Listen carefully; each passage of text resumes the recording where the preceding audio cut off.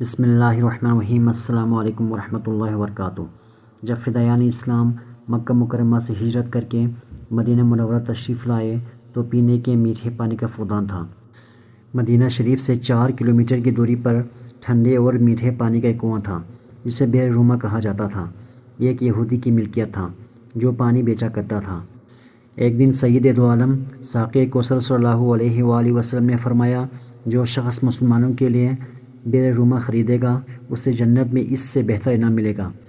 حضرت عثمان غنی نے بئر رومہ 35,000 درہم میں خریدا اور حضور صلی اللہ علیہ وآلہ وسلم سے آ کر عرض کیا، یا رسول اللہ، جس طرح آپ صلی اللہ علیہ وآلہ وسلم نے جنت کے چشمے کا وعدہ فرمایا ہے، اگر میں وہ کنواں خریدوں تو مجھے بھی جنت میں وہ چشمہ ملے گا؟